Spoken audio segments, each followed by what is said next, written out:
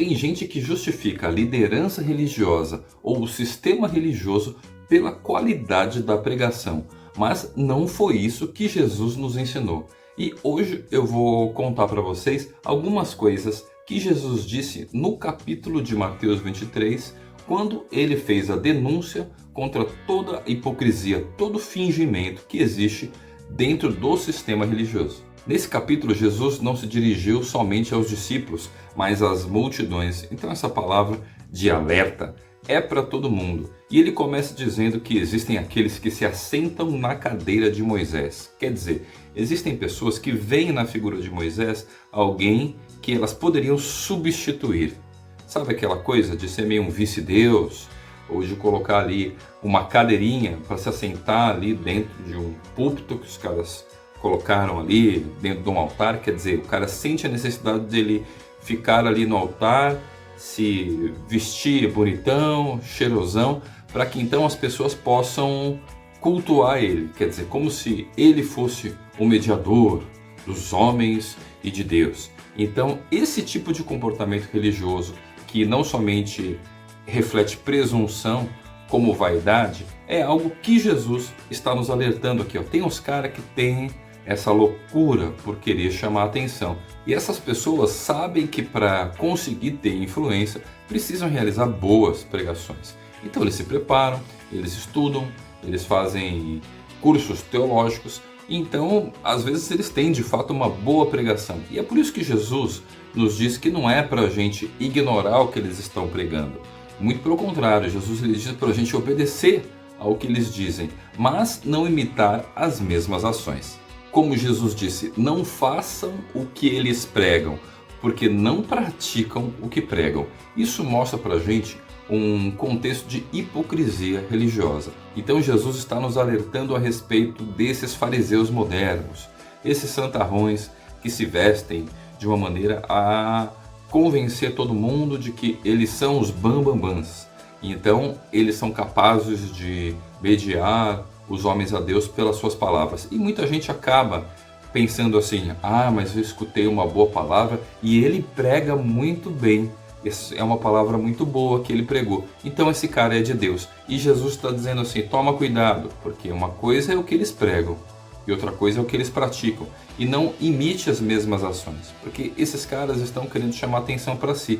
Então se você for imitar eles, você vai acabar reproduzindo as mesmas atitudes, reproduzindo o mesmo problema dos sistemas religiosos. E o primeiro problema que Jesus cita é o fato de que é pregado para a multidão um tipo de conduta para que eles tenham uma identificação comunitária, identificação em torno de uma visão teológica, alguma coisa assim.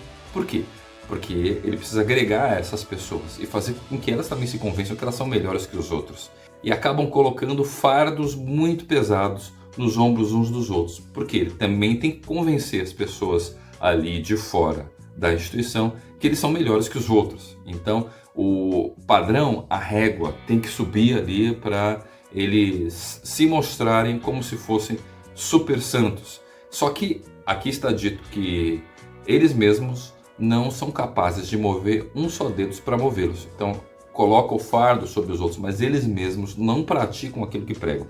Então Jesus diz que eles gostam de ser vistos pelos homens, de ocuparem os melhores lugares dos banquetes e de ficarem com os assentos mais importantes das sinagogas. Mas o que é isso, sinagoga? É o lugar de reunião. É justamente aquilo que as pessoas têm chamado hoje de igreja, que é uma mentira, porque no fundo a igreja somos nós. E Jesus continua dizendo que esses caras gostam de ser saudados como rabis.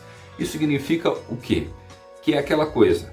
Você vem para a reunião e você fala assim, e aí, seu José, beleza? E ele fala assim, mais respeito, meu irmão, pastor José. Então, os caras fazem questão de ter um PR na frente ou de serem chamados de padres. E olha que interessante nesse capítulo também, porque Jesus nos diz que não devemos chamar uns aos outros de rabis, de mestres, né? Ou de guias, pastores. Por quê? Porque já existe um pastor, já existe um guia das ovelhas que é o Cristo. Não existe outro. O nosso pastor, o nosso bom pastor é Cristo. E também não devemos chamar uns aos outros de padres. Isso está escrito aqui nesse texto aqui, ó. Não chame ninguém de pai, porque o nosso Pai Celestial já está lá no céu. E muito menos chamar as pessoas de chefes, né, no sentido de lideranças, qualquer tipo de intitulamento, porque esse nosso mestre é o Cristo e entre nós basta que sejamos servos uns dos outros. Então a gente não deveria ficar se apresentando uns aos outros pelos cargos que a gente tem. Sabe aquela coisa? Eu sou o pastor, eu sou o diácono, eu sou o profeta. E as pessoas elas ficam se dividindo em funções porque elas são reconhecidas pelo o que elas estão fazendo dentro de uma reunião e qual é o título dentro da hierarquia. E Jesus diz que não existe essa loucura, porque todo aquele que se exaltar será humilhado, e todo aquele que a si mesmo se humilhar será exaltado. E dentre diversos pontos, existe um que eu queria chamar a atenção hoje, que é o verso 15, a respeito dos mestres da lei e fariseus, que seriam como se fossem hoje os teólogos e os protestantes, né? Sabe, as pessoas ali que estão agindo nessa hipocrisia religiosa de chamar pessoas para ir para a igreja. O que Jesus está dizendo aqui? Ai de vocês, mestres da lei, fariseus hipócritas, porque percorrem terra e mar para fazer um convertido. E quando conseguem, vocês o tornam 2 vezes mais merecedores do inferno do que a si mesmos. Então quer dizer, existe uma coisa que é o evangelismo. A gente proclamar o reino de Deus para as nações. Esse encontro desse reino de Deus que está nos céus ou ainda dentro de nós, mas existe também a falsa pregação, o falso evangelho, que é esse lance da gente chamar as pessoas para o reino dos homens e não para o reino de Deus. Como assim reino dos homens? É exatamente o proselitismo religioso. Está difícil de entender? Lembra daquela aula de história dos catequistas que chegaram aqui no Brasil e queriam converter os índios porque se entendia que aquela selvageria de comportamento, de ficar andando nu, deveria ser corrigida. Então, essa invasão cultural de querer se apropriar ou dominar sobre a cultura do outro, isso é justamente o que gera esse proselitismo religioso, que nada mais é do que um fruto de um preconceito, de achar que algum grupo de pessoas tem um comportamento muito esquisito e inapropriado, ou impuro, ou simplesmente inferior. Então eu preciso trazer a minha cultura para trazer uma santificação, uma libertação para essas pessoas. E Jesus está alertando a respeito desse comportamento dos fariseus, porque é isso que eles faziam. Ao invés de fazer discípulos de Jesus, por exemplo, que é o que ele nos chamou a fazer em Mateus 28, esse movimento religioso acaba reproduzindo discípulos do sistema, discípulos de homens, seguidores de uma visão humana. Então fica esperto com relação a essas coisas que Jesus alertou sobre o movimento dos fariseus e a multiplicação dos fariseus nos dias de hoje. E só para a gente dar uma resumida aqui, uma das características desse sistema religioso é a vaidade. Ainda temos a hierarquia, a hipocrisia e o proselitismo.